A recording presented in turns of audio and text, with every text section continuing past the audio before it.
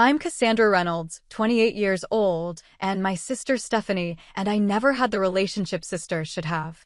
The day she wrapped that extension cord around my neck, something inside her finally snapped completely. I still remember gasping for air, feeling my consciousness fade as her grip tightened. Everyone thought Stephanie was perfect, smart, beautiful, accomplished. Nobody saw the darkness until it was almost too late. When those X-rays appeared in court, even she couldn't hold back her tears. If you're watching this, where are you from? Hit that like button and subscribe to hear how family jealousy spiraled into a nightmare that almost cost me my life. Growing up in Minneapolis with Stephanie was like living in the shadow of a supernova. From as early as I can remember, my sister, 3 years my senior, commanded attention in every room she entered. Our parents, Megan and Daniel Reynolds, were both successful professionals, Dad a corporate attorney whose name adorned the letterhead of one of the city's most prestigious firms, and Mom a pediatrician beloved by her patients. They provided us with a beautiful suburban home, complete with a sprawling backyard where neighborhood kids would gather for barbecues and pool parties during Minnesota's brief, but glorious summers. On paper, we had the perfect American family. In reality, the dynamics were far more complicated.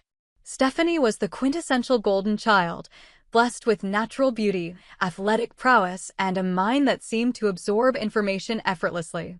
She maintained a perfect 4.0 GPA throughout her academic career, captained the volleyball team, and was crowned homecoming queen. Parents of her friends would often tell my mother how lucky she was to have such a perfect daughter. I, on the other hand, was different. While not unsuccessful, my achievements paled in comparison. Where Stephanie excelled in mathematics and science, I struggled with formulas, but found my voice in creative writing and art. My report cards were dotted with BS and the occasional C, which in our household might as well have been failing grades. I was more introverted, preferring the company of a few close friends rather than the adoring entourage that surrounded my sister. The first time I noticed something was wrong, I was 7 years old. I had spent weeks working on a papier-mâché solar system for the science fair, carefully painting each planet with the colors and patterns I'd memorized from my astronomy book. The night before the fair, I left it to dry in the garage. The next morning, I discovered Jupiter and Saturn had been crushed, as if someone had deliberately pressed their thumb through the delicate paper shells. When I tearfully showed my mother, Stephanie appeared, concern etched on her face, suggesting that maybe our cat had gotten into the garage. We didn't own a cat. In 4th grade, I created an elaborate watercolor painting of our family for an art contest. My teacher was so impressed that she asked to keep it displayed for Parents' Night. The evening before the event, Stephanie told me she'd seen another student handling my artwork.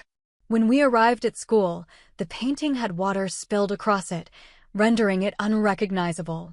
2 weeks later, I discovered a nearly identical painting hidden in Stephanie's desk drawer when I was looking for a borrowed sweater.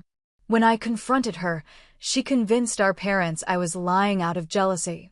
These incidents formed a pattern throughout our childhood. My homework would mysteriously disappear the night before it was due. If I received praise for something, Stephanie would suddenly develop an interest in the same activity and inevitably excel at it. When I was 12, I received a beautiful journal for Christmas from our grandmother, my first grown-up gift. I found it a week later, its spine broken and pages ripped out. Stephanie suggested our golden retriever, Max, must have gotten hold of it, though Max had never destroyed anything in his 7 years with our family. The most painful aspect wasn't the acts themselves, but my parents' reactions. No matter how implausible Stephanie's explanations, they accepted them without question. "Your sister would never do something like that," became a refrain I heard countless times.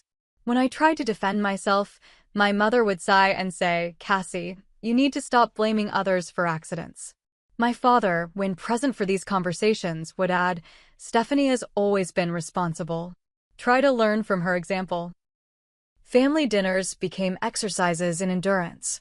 My parents would gush over Stephanie's latest accomplishment, a debate tournament victory, another A+ on a difficult exam, praise from her piano teacher, while my own small victories went unnoticed or were quickly glossed over. Holiday gatherings with extended family weren't much better. Relatives would fawn over Stephanie while I sat quietly, feeling increasingly invisible. The pattern continued into high school. While Stephanie was elected student body president and received early acceptance to an Ivy League university, I found my own niche in the school newspaper and art club. I made genuine friends who appreciated my creativity and sense of humor, qualities my family rarely acknowledged. I dated a few boys who saw past my sister's blinding aura to the person I actually was. My high school graduation should have been a day of celebration. I had been selected to create the artwork for the ceremony program, a detailed pen and ink drawing of our school that the principal had specifically commissioned. As family and friends gathered at our house afterward, Stephanie, home from her freshman year at university, arrived late to the party. She entered dramatically, announcing she'd just received notice of her acceptance into a prestigious summer medical research program. My parents immediately shifted their focus, congratulating her and calling relatives to share the news. My graduation party became Stephanie's celebration, and as I watched her accepting congratulations that should have been mine, I caught her glancing my way with the faintest smile of satisfaction. That night, as guests departed, my father patted my shoulder and said, "Good job finishing high school, Cassie. Maybe someday you'll find your calling like your sister has." I smiled politely, but inside, something hardened. I promised myself that whatever path I chose in life, it would be one where I wouldn't have to compete with Stephanie's shadow. The divergence in our paths became more pronounced as we entered adulthood. While Stephanie headed east to her prestigious university with a pre-med focus, I chose to attend the state college just an hour from Minneapolis. My decision wasn't solely financial, though the substantial scholarship I'd received for my portfolio certainly helped, but also practical. I'd discovered a passion for graphic design and digital arts, and the program at State had an excellent reputation in the industry. Those 4 years gave me the breathing room I desperately needed. Away from Stephanie's overwhelming presence and my parents' unbalanced expectations, I flourished. My professors recognized my talent, and I built a portfolio that landed me multiple internship offers. By junior year, I was working part-time at a growing digital marketing agency called Horizon Creative, where my designs for a local brewery's rebranding campaign won a regional advertising award. Meanwhile, Stephanie's perfect trajectory hit unexpected turbulence. Despite her intelligence and academic pedigree, medical school proved challenging in ways she hadn't anticipated. For perhaps the first time in her life, she wasn't automatically the star student. Her letters and phone calls home became less frequent, and when she did communicate, she glossed over her struggles, focusing instead on campus social events and connections she was making. During my senior year, I met Jason Walker in a user experience design course. He was a business major taking the class as an elective, and we were paired for a semester-long project. Tall with kind brown eyes and an easy laugh, Jason was confident without being arrogant, a quality I found immediately attractive. Our project meetings gradually evolved into coffee dates, then dinner dates, and by graduation, we were inseparable. Jason accepted a position with a financial services firm in Minneapolis, and I was offered a full-time role at Horizon Creative. When Stephanie came home for Christmas during her second year of medical school, the dynamics had shifted slightly. I arrived at our parents' house with Jason, whose warmth and genuine interest in everyone made him an instant hit with my father. My mother served her traditional holiday dinner, and as we sat around the table, the conversation naturally turned to our respective accomplishments. Cassandra's campaign for the Minneapolis Symphony was featured in Communication Arts magazine, Jason mentioned proudly, reaching for my hand under the table. My father looked up with surprise. "Is that important in your field?" Before I could answer, Jason continued, "It's one of the most prestigious publications in design. Less than 2% of submitted work gets selected." "Well," my mother said with a quick smile, "that's nice. Stephanie, tell us about your cardiology rotation." Stephanie launched into a story about assisting with a diagnostic procedure, but I noticed something different in her expression when she glanced my way, a flicker of something beyond her usual condescension. Later, as I helped clear the table, she cornered me in the kitchen. "So things seem to be going well for you," she said, her tone casual, but her eyes sharp. "Though I imagine drawing pictures all day isn't particularly challenging compared to diagnosing heart conditions." "We all have different talents," I replied, determined not to be baited. "And different standards, apparently," she murmured, looking pointedly toward the dining room where Jason was engaged in conversation with our father. "Though I suppose he's suitable for someone with your aspirations." These interactions became the new normal. Stephanie's visits home were infrequent but tense. She'd arrive with stories of medical school challenges that were framed as noble struggles rather than difficulties, while making subtle digs at my career choice and relationship. Our parents remained largely blind to the dynamics, though I occasionally caught my father watching us with a puzzled expression. As we moved deeper into our 20s, the contrast between our lives grew more pronounced. I advanced quickly at Horizon, moving from designer to senior designer within 2 years. Jason and I moved in together, creating a cozy apartment that reflected our shared aesthetic. We traveled when we could, taking weekend trips to Chicago or Denver, posting photos of our adventures that received enthusiastic responses from friends. Stephanie's path proved more complicated. She took a leave of absence from medical school, citing exhaustion, though rumors reached us through family friends that she'd failed several important exams. When she returned to her program, she switched from surgery to psychiatry, a move she described as following my true calling, but which my mother privately lamented as settling. Her personal life seemed equally tumultuous. She dated a series of men, a fellow medical student, a pharmaceutical representative, a radiology technician, but the relationships inevitably imploded within months. After each breakup, she would call our mother late at night for hours-long conversations that left Mom drained and worried.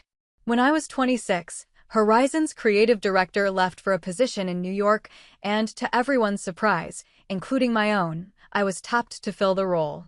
The promotion came with a substantial salary increase, new responsibilities, and a team of 8 designers reporting to me. Jason took me out to celebrate at Minneapolis's finest restaurant, and halfway through dessert, he knelt beside our table and presented a vintage sapphire ring that had belonged to his grandmother. The news of both my promotion and engagement was met with mixed reactions from my family. My father, who had gradually developed more respect for my career as he saw its financial rewards, offered genuine congratulations. My mother expressed happiness tinged with concern about wedding planning logistics. Stephanie, who was between relationships and struggling with her psychiatric residency, responded to my excited phone call with a chilly, "Well, I guess some people prioritize their personal lives over professional achievement." The Thanksgiving following my engagement was particularly tense. Stephanie arrived late, bringing an expensive bottle of wine but no significant other. As we gathered around the table, she drank steadily through dinner, becoming increasingly sharp-tongued. When my mother asked about preliminary wedding plans, Stephanie interrupted my response. "I'm sure it will be very creative," she said, swirling her 3rd glass of Cabernet. "Though I wonder if Jason realizes what he's signing up for with his family. Medical issues can be hereditary, you know." "What does that mean?" Jason asked, his normally easygoing demeanor stiffening. Stephanie smiled. "Nothing specific. Just that families can be complicated. Right, Cassie?" That night marked a turning point. On the drive home, Jason expressed what I had felt for years, but never fully articulated. "Your sister isn't just competitive with you," he said quietly. "She actively wants to see you unhappy." Though part of me wanted to defend Stephanie, a reflex born from years of family conditioning, I couldn't deny the truth in his words. Something in my sister went beyond normal sibling rivalry. The realization was both frightening and, in a strange way, liberating. For the first time, I allowed myself to acknowledge that the problem wasn't my perception, it was Stephanie's reality. By the spring of the following year, Jason and I had saved enough for a down payment on a modest but charming craftsman-style home in a developing neighborhood of Minneapolis. The three-bedroom house needed cosmetic updates, but had good bones, a backyard perfect for our future plans, and most importantly, it was ours. The day we signed the closing papers, I felt a sense of achievement that went beyond any professional recognition I'd received. My parents, particularly my father, were impressed with our investment and offered to host a housewarming party. Nothing too elaborate, my mother assured me over the phone, just family and a few close friends to christen the new place. I agreed, touched by the gesture and hoping it signaled a new chapter in our family dynamics. I spent the weeks before the party painting accent walls, hanging artwork, and adding personal touches that transformed the house into our home. Jason built a deck off the kitchen where we placed a grill and outdoor furniture, perfect for the early summer gathering. The day of the housewarming arrived with ideal weather, sunshine, blue skies, and a gentle breeze. Guests began arriving at 4, bearing plants, bottles of wine, and small household gifts. My parents appeared with a handsome check for whatever the house needs most, and a vintage crystal vase that had belonged to my grandmother. Stephanie arrived an hour late, dressed impeccably in a designer dress that seemed excessive for a casual backyard gathering. She presented us with an expensive Italian espresso machine, a gesture that might have seemed generous if not for her comment, "I thought you might appreciate having something sophisticated in the house."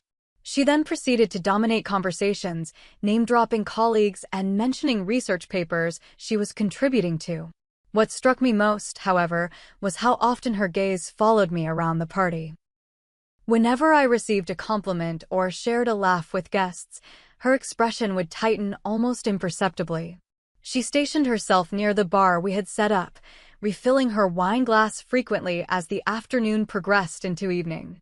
As twilight descended, I overheard a conversation between my parents and my boss, who had been invited with his wife.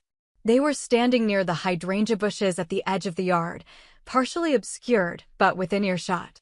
"You must be very proud of Cassandra," my boss was saying. "Her leadership has transformed our creative department. We're attracting clients we couldn't have approached 2 years ago." My father's response caught me by surprise. "We are proud. She's carved out her own path, stuck with it." To be honest, I didn't always understand her career choice, but she's proved me wrong. "Both our girls are exceptional in their ways," my mother added, though I noticed she glanced toward Stephanie, who was now engaged in what appeared to be an intense conversation with Jason's cousin. From my vantage point near the kitchen door, I saw Stephanie stiffen, her posture becoming rigid as she undoubtedly heard the exchange as well. She excused herself from her conversation and moved to refill her glass again, sloshing wine onto the outdoor bar as she poured. By 9 o'clock, most guests had departed, offering final congratulations and compliments on the home. My parents, citing an early meeting my father had the following day, hugged us goodbye with promises to call later in the week. Jason's parents had left earlier to relieve their babysitter. "We should head out too," Jason's cousin said, glancing at his wife who nodded in agreement. "Early start tomorrow." This left just Jason and me, and Stephanie, who showed no signs of leaving. She had moved from wine to the scotch my father had brought, and was lounging on our new sofa as if settling in for the night. "I can help clean up," she offered, her words slightly slurred, but her eyes surprisingly alert. Jason glanced at me uncertainly. "I'll take care of the yard stuff," he said, gathering empty plates and cups from the outdoor tables. "Probably take a few trips to the trash bins outside." As he disappeared through the side gate with the first load of garbage, Stephanie rose from the sofa and followed me into the kitchen where I was loading the dishwasher. For a moment, she simply watched me work, leaning against the counter with her tumbler of scotch. "Nice little house," she finally said. "Cozy. Quaint, even." "Thanks," I replied, choosing to take her words at face value. "We love it." "Must be nice," she continued, swirling the amber liquid in her glass. "Playing house with Jason. Your cute little job. Everything falling into place." I placed a stack of plates in the dishwasher, trying to maintain the peace. "We've worked hard for this, Steph." She laughed, a sound devoid of humor. "Worked hard? You draw pictures for a living, Cassandra." You fell into a job right out of college because they needed someone cheap, and now you've convinced everyone you're some kind of creative genius. The sudden venom in her voice made me straighten up and face her directly. That's not fair. Or true. Nothing's ever been fair, she said, her voice dropping to a near whisper. Do you know what it's like? Watching you coast through life, taking shortcuts, getting everything handed to you. Handed to me? I couldn't keep the incredulity from my voice. Are we living in the same reality? You were always the star, the favorite. Mom and Dad could barely see me past your spotlight. Poor little Cassie, she mocked, placing her glass on the counter with a sharp click. Always the victim. You have no idea what real pressure's like. What real expectations feel like. You fail, and it's just Cassie being Cassie. I slip even slightly, and it's a family crisis. She stepped closer, and I noticed something change in her eyes, a emptiness replacing the usual calculation, as if something had switched off inside her. On the counter between us lay an extension cord we'd used earlier to connect the outdoor speakers, its orange length coiled like a snake. You've always had it so easy, she continued, her voice strangely flat now. Everything I worked for, you get without trying. The attention. The praise. The perfect fiancé. The dream home. Her hand moved to the extension cord, fingers trailing along its plastic surface. You don't deserve any of it. Stephanie, I said, suddenly uneasy, I think you've had too much to drink. Maybe I should call you a cab. The movement happened so quickly I had no time to react. In one fluid motion, she grabbed the cord, lunged forward, and looped it around my neck. I felt the hard plastic dig into my skin as she pulled backward, using her weight to tighten the improvised garrote. Always taking what should be mine, she hissed into my ear as I clawed desperately at the cord. I couldn't scream, couldn't make any sound beyond a strangled gasp. My nails scraped against the cord and then against my own skin as I tried to create space to breathe. Black spots danced in my vision as I fought to stay conscious, lungs burning with the need for oxygen. My knees buckled, but Stephanie maintained her grip, pulling me backward against her body as she continued to tighten the cord. In my fading awareness, I heard the side door slam open. Cassandra, do you want me to? Jason's voice cut off abruptly. Then a shout, what the fuck? Stephanie, stop.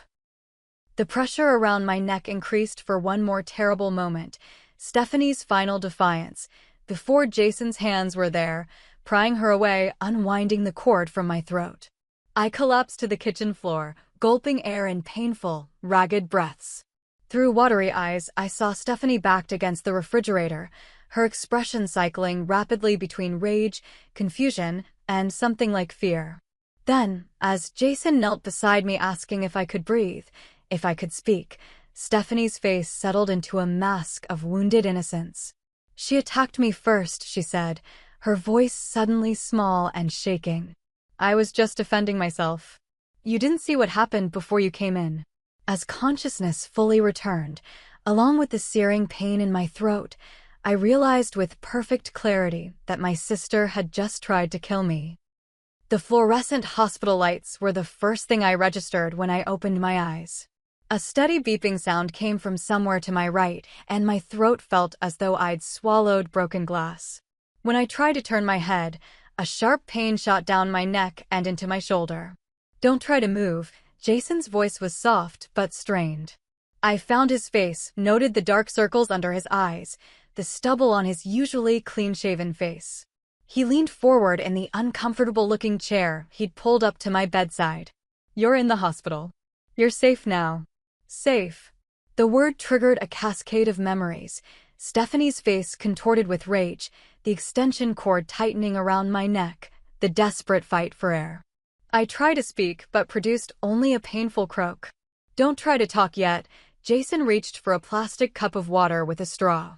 Small sips, the doctor said. The cool water provided minimal relief to my raw throat. As I became more fully aware, I noticed an IV in my arm, monitors attached to my chest, and a large bandage around my neck. I raised my hand questioningly. You've been here about 14 hours, Jason explained, answering my unspoken question. They had to sedate you when we arrived because you were in shock and your airway was swelling. His voice cracked slightly. It was touch and go for a bit, but the doctors say you're going to be okay. A light knock at the door preceded the entrance of a middle-aged woman in a white coat, stethoscope draped around her neck. Ms. Reynolds? I'm Dr. Patel. Good to see you awake. How's the pain level on a scale of 1 to 10? I held up 7 fingers. I'll have the nurse bring something for that, she said, making a note on her tablet. We need to discuss your injuries before the police come back for their interview. Police. Of course there would be police. My sister had tried to kill me. Dr. Patel pulled up images on a wall-mounted screen. These are the x-rays we took when you were admitted. You have significant bruising to your trachea, your windpipe, she clarified, pointing to a shadowy area on the image. There's also trauma to your cervical vertebrae, particularly C3 and C4, from the force applied during the strangulation. She switched to another image. We were concerned about a potential fracture here. She indicated a spot on my upper spine, but it appears to be just severe bruising and inflammation. However, you do have extensive soft tissue damage and some concerning vascular compression. The blood vessels in your neck sustained pressure that could have led to stroke or worse. The clinical description of how close I'd come to death made the room seem to tilt slightly. Jason's hand found mine, squeezing gently. We'll keep you at least another day for observation, Dr. Patel continued. You'll need to rest your voice completely for several days, and you'll likely experience difficulty swallowing and speaking for several weeks. There may be lingering pain and stiffness in your neck for months. She paused, her expression softening slightly. I've also requested a consultation with one of our staff psychologists. Trauma like this has emotional impacts that need addressing alongside the physical recovery. After Dr. Patel left, promising to send in a nurse with pain medication, Jason filled me in on what had happened after I lost consciousness. He had physically restrained Stephanie while calling 911, all while trying to monitor my breathing. The police had arrived within minutes, finding Stephanie sitting calmly on our sofa, telling them I had attacked her in a fit of jealous rage and she had merely defended herself. They didn't believe her for a second, Jason said grimly. The marks on your neck, the bruising pattern, it was all consistent with someone standing behind you, pulling a cord. Not to mention my statement about what I walked in on. Stephanie had been arrested and taken to the county jail, but was released the following morning after our parents posted bail. This news sent a chill through me that had nothing to do with the hospital's aggressive air conditioning. She's out? I managed to whisper, each word like swallowing needles. There's a temporary restraining order, Jason assured me. She can't come within 500 feet of you or contact you in any way. A soft knock at the door drew our attention. My parents stood awkwardly in the doorway, my mother's eyes red-rimmed, my father's face ashen. The sight of them, the people who should have protected me but had instead enabled my tormentor, filled me with a confused mixture of longing and anger. Cassie, my mother whispered, taking a tentative step into the room. We came as soon as we heard you were awake. Jason's posture stiffened, but he remained silent as my parents approached the bed. My father cleared his throat, looking everywhere but at the bandages around my neck. The doctors say you're going to be fine, he said, as if trying to convince himself. Fine? Jason's voice was quiet but sharp. She could have died. Your other daughter tried to kill her. We don't know exactly what happened, my mother said quickly. Stephanie says there was an argument. Things got out of hand. I saw what happened, Jason cut her off. I walked in and saw Stephanie strangling Cassandra with an extension cord. There was no argument, no self-defense. It was attempted murder. My father's face hardened. This is a family matter. We need to handle it privately, not involve courts and police. Finding my voice despite the pain, I whispered, she tried to kill me. The room fell silent. My mother's hand flew to her mouth, tears spilling down her cheeks.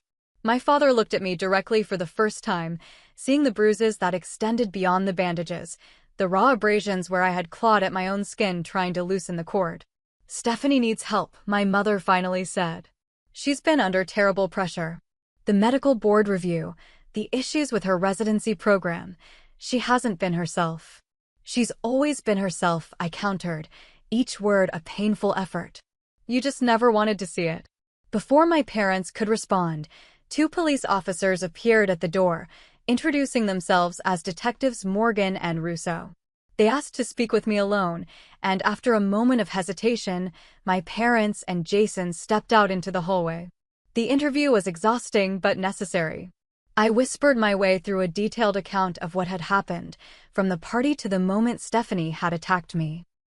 Detective Morgan recorded my statement while Detective Russo took notes, occasionally asking clarifying questions. They explained that they had already interviewed Jason and several party guests who had noticed Stephanie's behavior throughout the evening. The district attorney will be charging your sister with attempted murder in the first degree, Detective Russo explained. Given the evidence and witness statements, including your fiancé's, we have a strong case. However, you should be prepared. Her lawyer will likely pursue a mental health defense. After the detectives left, a hospital social worker arrived to discuss the restraining order and help me fill out a formal victim statement. She also provided information about victim advocacy services and therapy options specialized in family violence. Many people find it particularly difficult to process violence from a family member, she explained gently. The betrayal aspect compounds the trauma. That evening, as Jason stepped out to get some dinner from the cafeteria, my phone lit up with a text from an unknown number. This isn't over. You've ruined everything. Again. Though I couldn't prove it was Stephanie, I knew with certainty it was. I showed the message to the nurse, who called the detectives. They confirmed it came from a disposable phone but promised to investigate it as a violation of the restraining order. The following days brought new challenges. I was discharged from the hospital with prescriptions for pain management and anti-inflammatory medications. Returning home was unexpectedly traumatic. Walking into the kitchen where the attack had occurred triggered a panic attack so severe that Jason had to call my newly assigned therapist for an emergency phone session. Physical recovery proved difficult. Swallowing remained painful, forcing me to subsist on liquid nutrition supplements and soft foods. Speaking more than a few sentences left me exhausted and hoarse. The bruising around my neck turned from angry purple to sickly yellow-green, a visible reminder I couldn't escape each time I passed a mirror. Sleep came fitfully, interrupted by nightmares where I felt the cord tightening again. Only in these dreams, Jason didn't arrive in time. The psychological impact was equally challenging. I jumped at unexpected sounds. Being alone in the house became impossible. Jason arranged to work remotely for several weeks, and when he absolutely had to go to the office, my friend from work stayed with me.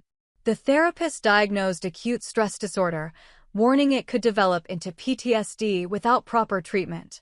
Throughout this period, my parents called daily, their messages a discordant mixture of concern for my health and pleas to drop the charges against Stephanie.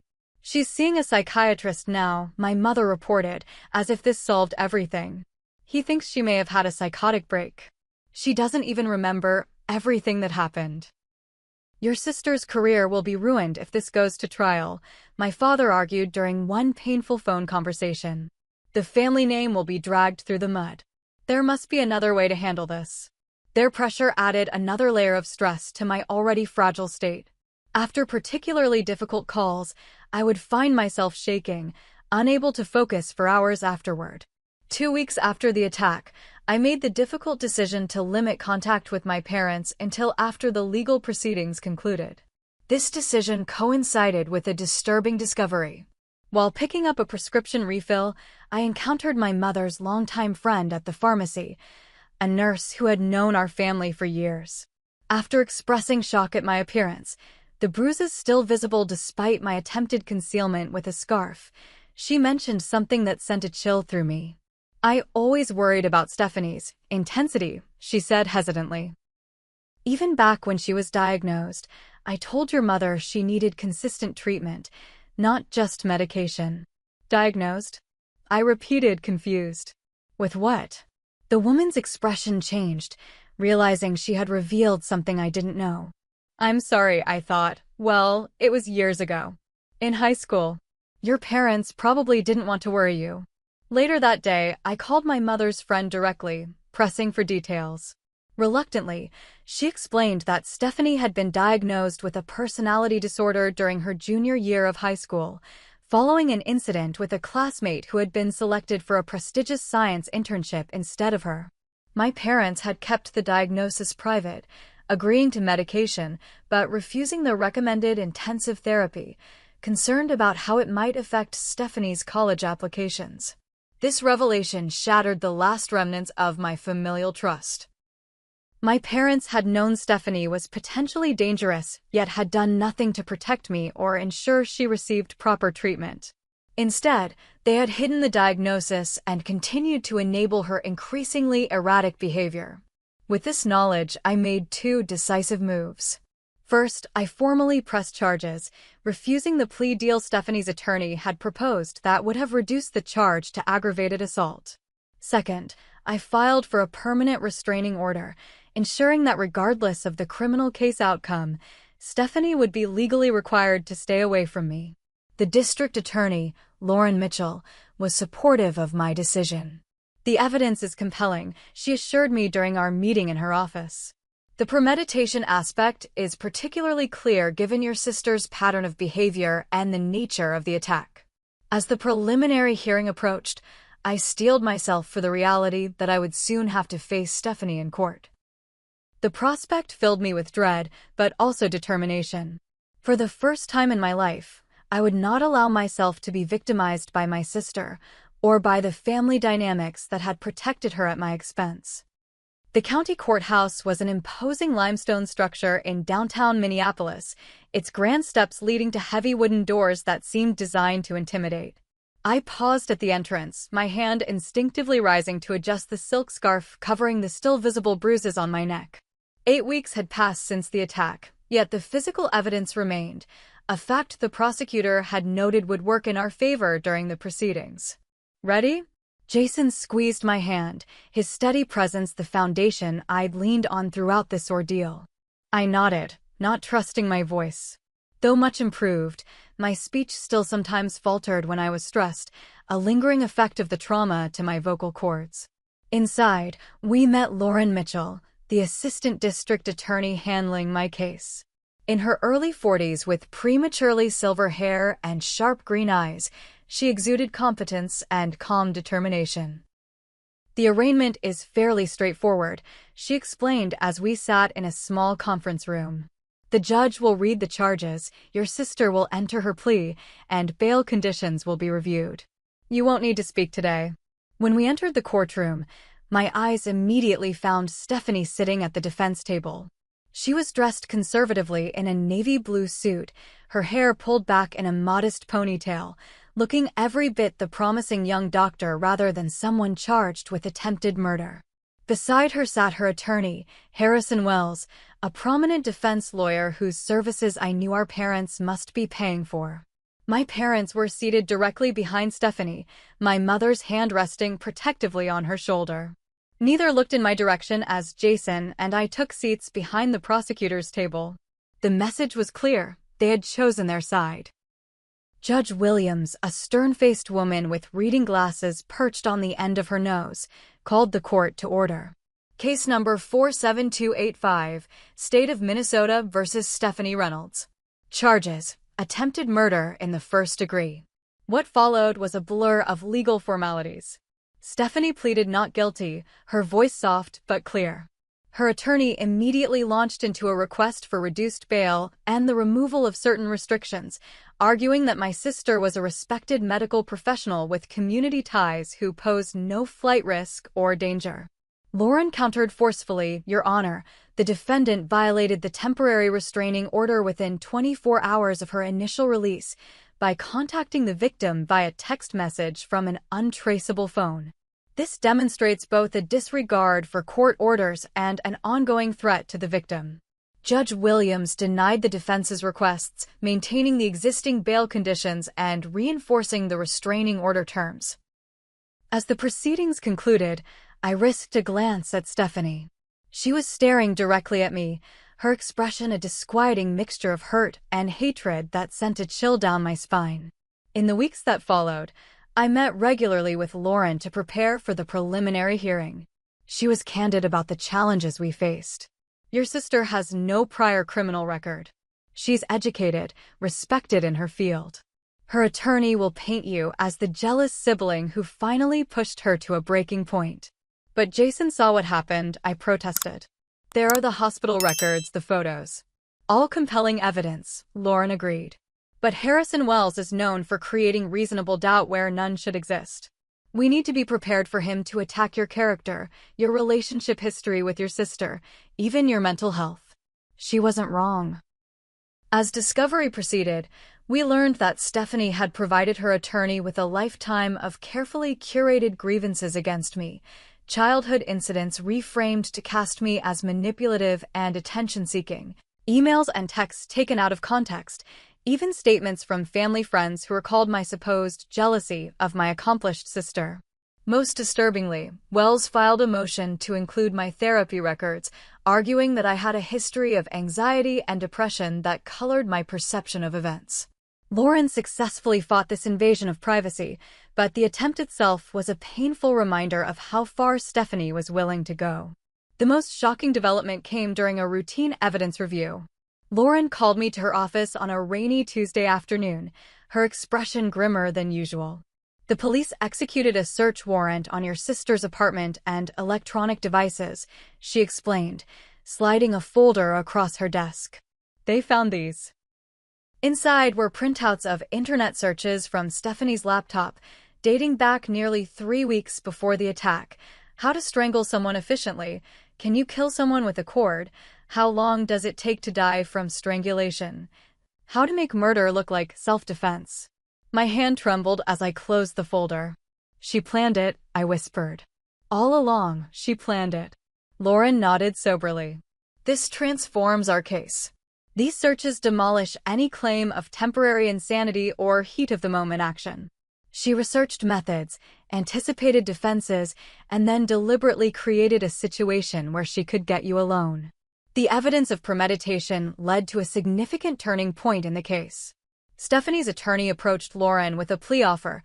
His client would plead guilty to aggravated assault in exchange for a reduced sentence of 5 to 7 years, with possibility of parole after 3. Lauren presented the offer without recommendation. This would guarantee some jail time and spare you the stress of a trial. But the decision is yours, Cassandra. You're the victim here. I didn't need time to consider. No deal. She tried to kill me, and she planned it for weeks. I want her held accountable for what she actually did, not some watered-down version. My parents were horrified by my decision. My father called that evening, his voice tight with anger. Do you have any idea what you're doing to this family? To your sister's future? What about my future, Dad? I challenged, my hand unconsciously rising to my throat where I could still feel phantom pressure some nights. What about the fact that I almost didn't have one because Stephanie decided to kill me? She wasn't trying to kill you, he insisted. She was having a breakdown. If you'd just accept the plea deal, she could get treatment instead of prison. This trial will destroy all of us. She had years to get treatment, I countered. You and Mom knew about her diagnosis in high school and did nothing. You enabled her, made excuses, and now you want me to do the same. I won't.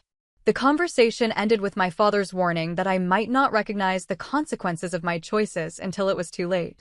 My mother's subsequent calls were emotional appeals rather than logical arguments, tearfully asking how I could do this to my only sister. Their pressure only strengthened my resolve. With each preparation session, each deposition, I found my voice, literally and figuratively. My therapist noted the change, observing that standing up for myself against Stephanie was allowing me to reclaim personal power I'd surrendered throughout my life. Jason remained my steadfast supporter, accompanying me to every meeting, helping me work through the legal terminology, holding me through the nightmares that still occasionally plagued me. We postponed our wedding plans by mutual agreement, deciding that healing and justice needed to come first. 2 days before the preliminary hearing, Stephanie's attorney filed a flurry of motions to suppress the internet search evidence, denied, to change venues due to pretrial publicity, denied, and most desperately, to have the judge reconsider the plea offer, also denied. The morning of the hearing arrived with a strange sense of calm. I dressed carefully in a conservative blue dress, arranging my hair to partially cover the faint but still visible marks on my neck. As Jason and I approached the courthouse, a small crowd of reporters had gathered. The case of a doctor attempting to murder her sister had attracted considerable local media attention. Inside the courtroom, I took my seat behind Lauren, consciously avoiding looking at the defense table. When the bailiff called "All rise," I stood with newfound steadiness, ready to finally speak my truth. The main courtroom of the Hennepin County Courthouse felt cavernous, its high ceilings and wood-paneled walls designed to inspire awe and respect for the legal process. Morning light filtered through tall windows, creating dramatic shadows as Judge Williams took her place at the bench. The gallery behind me was filled with journalists, law students, and curious members of the public. The case of a promising young doctor charged with attempting to murder her sister had captured the community's attention. At the prosecution table, Lauren Mitchell arranged her notes methodically, her posture conveying quiet confidence. Across the aisle, Harrison Wells whispered urgently to Stephanie, who sat with perfect posture, hands folded demurely on the table before her. She wore a conservative gray dress with a high neckline, her hair pulled back in a simple bun, looking every inch the wrongfully accused professional. My parents had taken seats directly behind her, my mother clutching a handkerchief, my father's face set in grim determination. They didn't look my way as I entered with Jason, though several other relatives nodded in solemn acknowledgement. The family had fractured along fault lines that had always existed, but had now broken open irreparably. After preliminary motions and administrative matters, it was time for opening statements. Lauren approached the jury box with measured steps, making eye contact with each of the 12 people who would decide Stephanie's fate. "This case," she began, "is about more than a family disagreement gone wrong. The evidence will show that the defendant, Stephanie Reynolds, meticulously planned and then attempted to murder her sister, Cassandra. You will see internet searches demonstrating premeditation. You will hear expert testimony about the injuries Cassandra sustained, injuries consistent only with an intentional act of strangulation. And you will hear from an eyewitness who interrupted the attack, quite literally saving Cassandra's life." She went on to outline the prosecution's case clearly and concisely, promising evidence that would remove any reasonable doubt about Stephanie's intentions and actions. When Harrison Wells rose for the defense's opening, his approach was markedly different, emotional, almost theatrical. "What the prosecution has described as attempted murder," he said, pacing slowly before the jury, "was in reality a tragic moment between two sisters with a complicated history. Stephanie Reynolds is a dedicated healer, a psychiatry resident who has devoted her life to helping others. Yes, on that unfortunate evening, there was an altercation. But what you will learn is that this incident occurred in the context of years of competitive dynamics, provocation, and misunderstandings."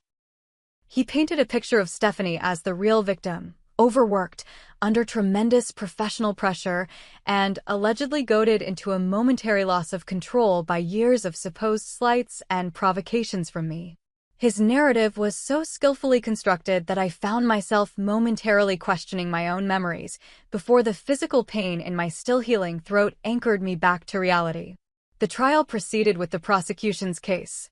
Lauren called first responders who testified about the scene they encountered, me unconscious and in respiratory distress, visible ligature marks around my neck, Jason restraining a belligerent Stephanie. The emergency room doctor described my condition upon arrival, noting the severity of the injuries and the interventions required to stabilize me. Jason's testimony came next, his voice steady as he recounted walking into the kitchen to find Stephanie standing behind me, pulling an extension cord tight around my neck as I struggled weakly. Under Wells' cross-examination, he remained unshakable, refusing to accept characterizations of the incident as mutual combat or a scuffle that got out of hand. "There was nothing mutual about it," Jason stated firmly. "Cassandra was being strangled from behind. She was losing consciousness when I entered. If I had arrived even 30 seconds later, she likely would have died." When it was my turn to testify, I approached the witness stand with trepidation but determination. After being sworn in, I faced the courtroom, deliberately meeting Stephanie's gaze for the first time since the attack. Her expression remained impassive, almost clinical in its detachment. Lauren guided me through my testimony methodically.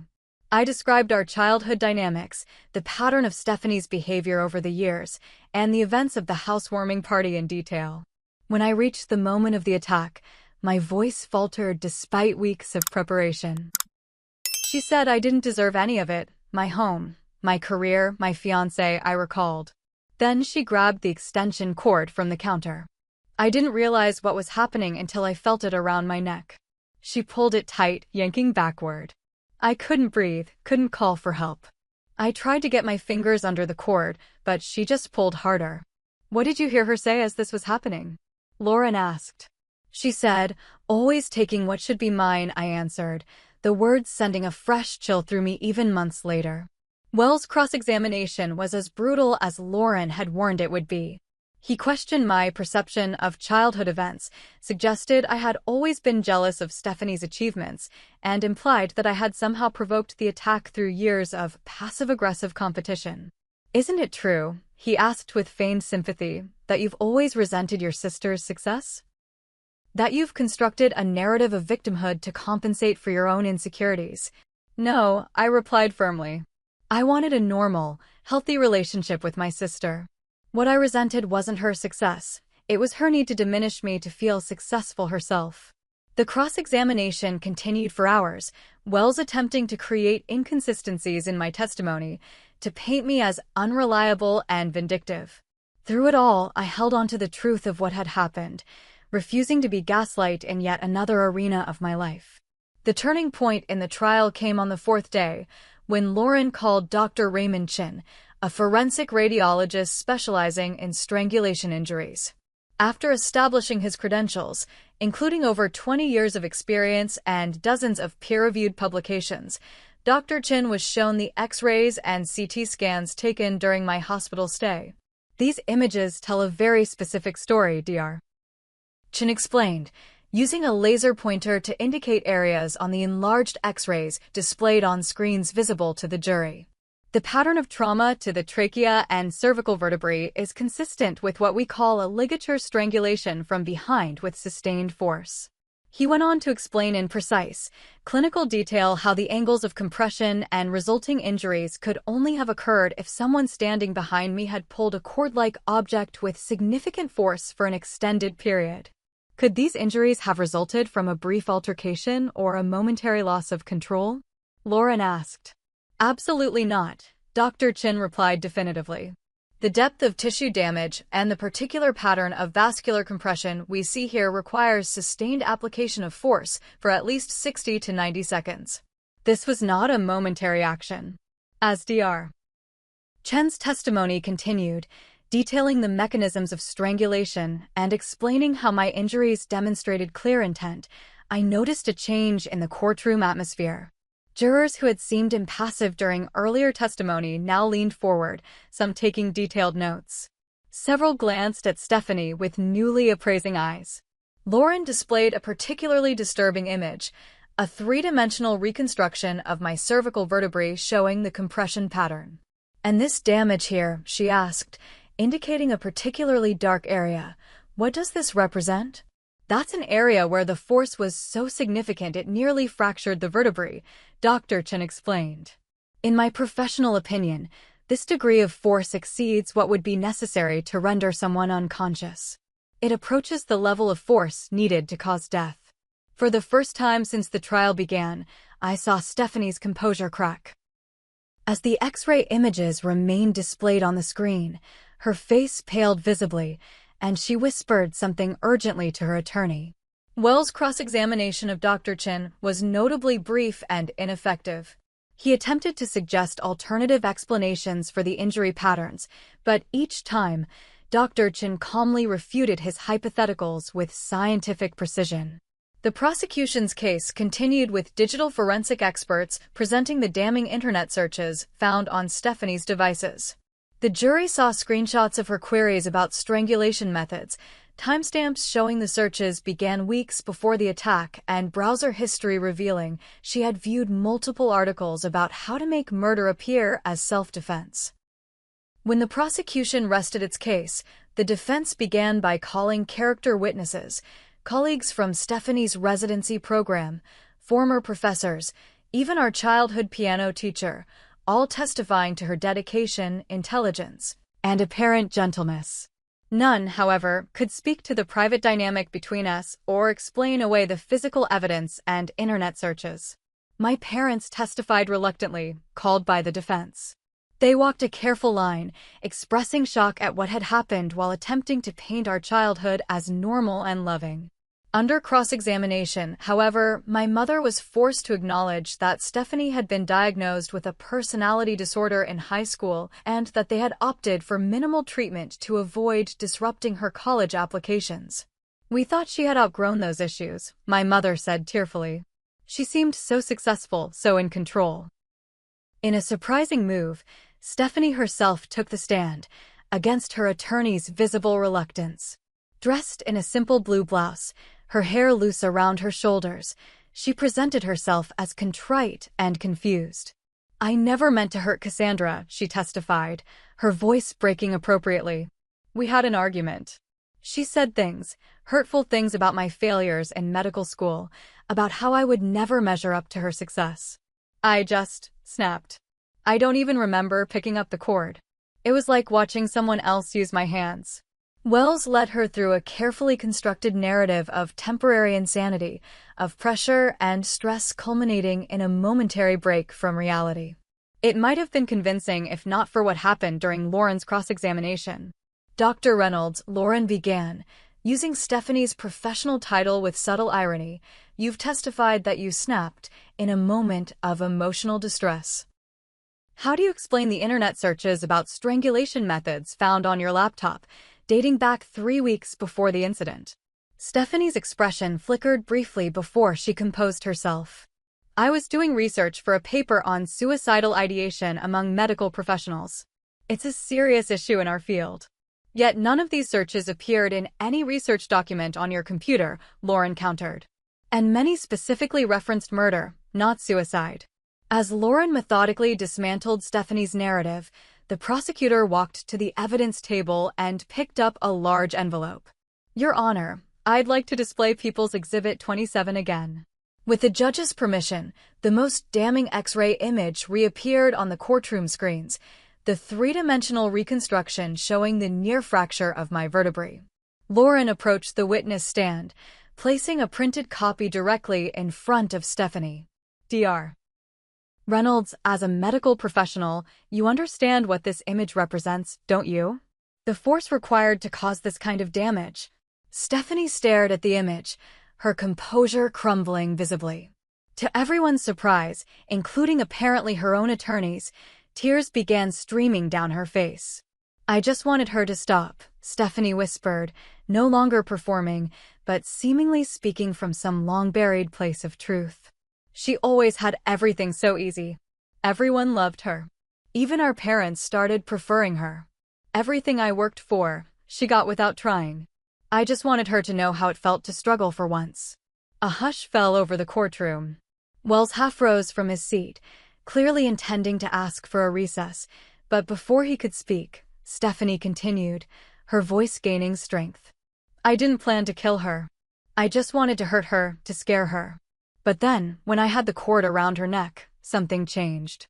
I wanted her to stop existing. Just for a little while. Just so I could breathe." She looked up, meeting my eyes across the courtroom. "I'm a doctor.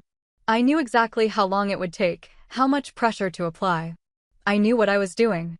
The courtroom erupted in murmurs. Judge Williams banged her gavel, calling for order. Wells managed to get a recess called, but the damage was irreparable. Stephanie's unplanned confession had confirmed every element of the prosecution's case. When court reconvened the following morning, Wells attempted to salvage what he could, calling a psychiatrist who testified about the effects of extreme stress and childhood trauma on behavior. But the expert's assertions rang hollow in light of Stephanie's own words and the physical evidence. After closing arguments, the jury deliberated for just under 5 hours before returning with their verdict. As we all stood, I felt Jason's hand steady on my back, grounding me for whatever came next. On the charge of attempted murder in the first degree, we find the defendant, Stephanie Reynolds, guilty. The words hung in the air for a moment before the courtroom reaction drowned them out. Through the noise, I watched Stephanie being handcuffed, her eyes fixed on some middle distance, her face oddly peaceful now that the pretense had fallen away. 3 weeks after the verdict, I returned to the Hennepin County Courthouse for Stephanie's sentencing hearing. The intervening time had passed in a strange limbo, relief at the guilty verdict mixed with apprehension about the final resolution and what would come after. Though my physical injuries had largely healed, leaving only faint scarring around my neck, the emotional landscape remained complicated and raw. The courtroom was less crowded than during the trial, the media frenzy having subsided to a steady simmer rather than a full boil. My parents sat stiffly in the front row behind the defense table, both looking years older than they had just months before. They nodded tersely in my direction, but made no move to approach as Jason and I took our seats behind Lauren. Judge Williams entered, and the proceedings began with the formalities of the sentencing phase. After hearing arguments from both attorneys regarding appropriate penalties, the judge asked if I wished to make a victim impact statement. I had prepared for this moment extensively with my therapist, crafting words that would express my truth without being consumed by anger. As I approached the podium, I caught my first close look at Stephanie since her confession. Dressed in standard-issue jail clothing rather than her carefully selected court attire, she seemed smaller somehow, her confident posture replaced by a subtle hunching of her shoulders. When our eyes met briefly, I saw neither hatred nor remorse, but something more complex, a flicker of recognition, perhaps, or resignation. "Your Honor," I began, my voice steady and clear in the hushed courtroom, "I stand before you today as someone who has spent a lifetime being erased. From childhood, I was taught that my feelings, my achievements, even my safety were secondary to my sister's needs and ambitions. What happened that night wasn't an isolated incident or a momentary lapse. It was the culmination of years of escalating behavior that everyone around us chose not to see." I continued, detailing not just the physical trauma of the attack, but the psychological impact of lifelong manipulation and gaslighting. The bruises have faded, but I still wake up some nights feeling the cord around my neck, fighting for breath. I still flinch at unexpected movements. I lost not just my sense of safety, but my entire family structure, parents who chose to protect their image rather than their daughters, extended family who preferred comfortable denial to uncomfortable truth. Looking directly at Stephanie, I said, "I don't hate my sister. I recognize now that she has been ill for a very long time, and that illness went untreated because it served a family narrative that was easier than reality. But understanding is not the same as excusing." Stephanie made calculated choices, researched methods, and acted with intent. Her actions deserve consequences, not just for justice in my case, but for her own chance at eventually finding a healthier path. I concluded by addressing the judge directly. "I'm asking for a sentence that reflects the severity and premeditation of this crime, but also mandates the psychiatric treatment that my sister has needed for years. I want accountability, but I also want to break a family cycle that has damaged all of us." When I returned to my seat, Jason squeezed my hand, his eyes reflecting the pride I felt in having finally spoken my complete truth in that courthouse. My statement had not been about vengeance, but about clarity, naming what had happened not just on the night of the attack, but throughout our shared history. Judge Williams listened to final statements from both attorneys before delivering her decision. "Stephanie Reynolds, this court sentences you to 15 years in the Minnesota Correctional Facility for Women, with possibility of parole after serving 10 years. She paused, looking directly at Stephanie. "Additionally, I am ordering comprehensive psychiatric treatment throughout your incarceration, with regular evaluation reports to this court. Upon eventual release, you will serve 5 years of supervised probation with mandatory continued treatment." As Stephanie was led away by court officers, my mother wept quietly while my father stared straight ahead, his jaw clenched tightly. Neither approached me as I left the courtroom with Jason and Lauren, our steps echoing in the marble hallway. The months that followed brought their own challenges and revelations. Initially, I threw myself back into work, grateful for the structure and normalcy of my creative director role at Horizon. Jason and I finally set a wedding date, opting for a small ceremony with close friends rather than the larger family event we had once envisioned. Physical healing continued its course. The specialist who monitored my recovery pronounced me fortunate. The damage could have been far worse, and with continued therapy exercises, I would likely regain full vocal strength and range of motion in my neck. The body is remarkably resilient, she told me during our final appointment. It remembers trauma, but it also knows how to heal. The emotional healing proved more complex. My twice-weekly sessions with Dr. Marshall, a trauma specialist, helped me process not just the attack, but the lifetime of dynamics that had preceded it. We worked through my complicated feelings about Stephanie, the sister I had both loved and feared, the childhood companion and the adult who had tried to kill me. Family abuse is particularly insidious, Dr. Marshall explained during one session, because it occurs within the very system that's supposed to provide safety and nurturing. The betrayal creates a unique kind of trauma. Approximately 2 months after the sentencing, my father called unexpectedly. Our conversations since the trial had been brief and strained, focused mainly on practicalities. This time, his voice sounded different, less defensive, more subdued. "Your mother and I have been seeing a therapist," he said after an awkward greeting. "We've been trying to understand everything. How we got here." He asked if I would be willing to meet them for dinner, somewhere neutral. After discussing it with Dr. Marshall and Jason, I agreed, choosing a restaurant downtown where we had no family history. That dinner became the first of many difficult but necessary conversations. My parents had begun to recognize their role in enabling Stephanie's behavior and failing to protect me. They had found a therapist specializing in family systems who had helped them see the patterns they had perpetuated. "We didn't want to see it," my mother admitted, her hands trembling around her water glass. Stephanie was always so intense. From the time she was a toddler, everything was extreme with her brilliance, her rages, her jealousy. We told ourselves it was just ambition drive. We thought we were supporting her special gifts. The most shocking revelation came later in our reconciliation process. During a session with their therapist, my parents disclosed that Stephanie had been diagnosed not just with a personality disorder in high school, but specifically with antisocial personality disorder with narcissistic features. The diagnosis had come after an incident where she had deliberately sabotaged a classmate's science project by introducing a corrosive chemical that ruined weeks of work. All because the other student had been selected as lab partner to a teacher Stephanie admired. "We were terrified of the label," my father explained, his usual confidence absent.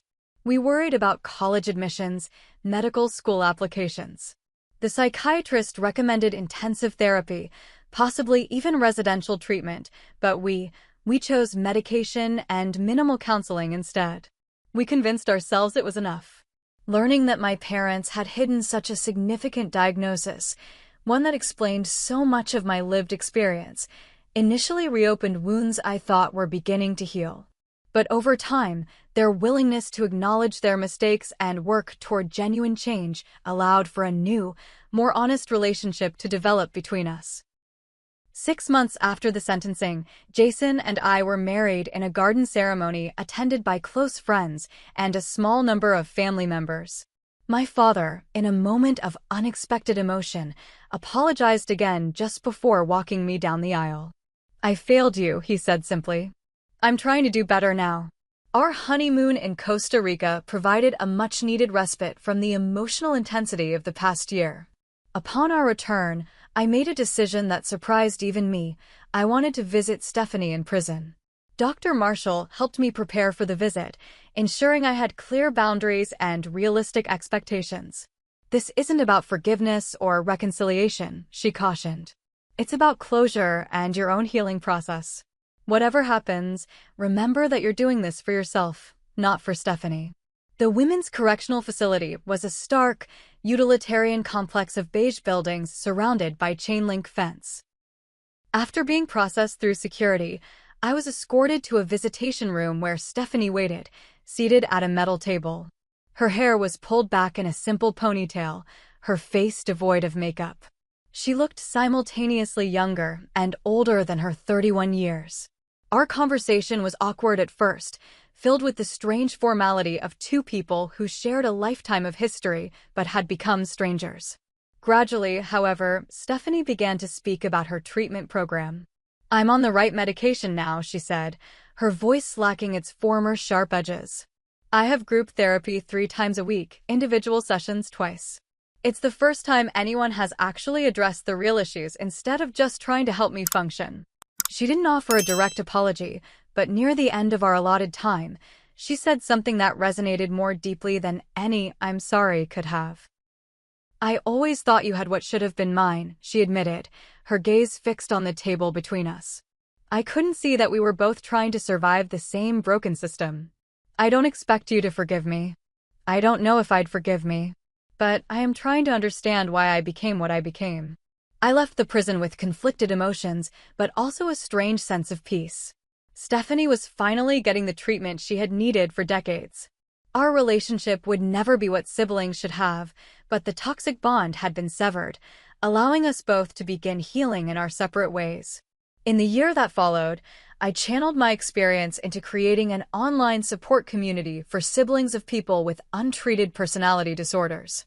What began as a small forum grew into a resource platform with thousands of members, webinars led by mental health professionals, and eventually a nonprofit organization dedicated to family education and advocacy. My professional life took an unexpected turn when I was asked to give a TEDx talk about family trauma and resilience. The 15-minute presentation, titled "The Shadows We Survive," went viral, leading to speaking engagements at universities and mental health conferences. While maintaining my role at Horizon, I began writing a book combining research on family systems with personal narratives of survival and healing. Jason and I bought a new house, a fresh start without traumatic memories, and began discussing starting a family of our own. The question of inherited mental health conditions naturally arose, leading to genetic counseling and thoughtful conversations about how we would parent differently than the patterns we had both experienced. Today, as I reflect on the journey of the past 2 years, I recognize that healing isn't a destination but a continuing process. There are still days when the trauma resurfaces unexpectedly. A sound, a smell, a casual touch to my neck can temporarily transport me back to that kitchen. But these moments have become less frequent, less overwhelming. I've learned that sometimes loving someone means maintaining firm boundaries. That family bonds can both heal and harm. That breaking generational cycles requires naming painful truths, even when others resist hearing them. Most importantly, I've learned that my voice, literally and metaphorically, deserves to be heard. If you're watching this and recognize your own family dynamics in my story, please know you're not alone. Toxic relationships often thrive in silence and isolation. Reaching out to a therapist, a support group, a trusted friend can be the first step toward breaking patterns that may have existed for generations. The path isn't easy, but it leads to a freedom that those trapped in cycles of abuse and enablement can barely imagine. Thank you for listening to my story. If it resonated with you, please subscribe to this channel and share it with someone who might need to hear that healing is possible. Leave a comment about your own experience with family dynamics or healing journey. Your words might be exactly what another viewer needs to read today. And remember, the most important relationship you'll ever have is with yourself. Make it one of compassion, honesty, and unwavering self-advocacy. Until next time, this is Cassandra Reynolds, wishing you peace and healing on your own journey.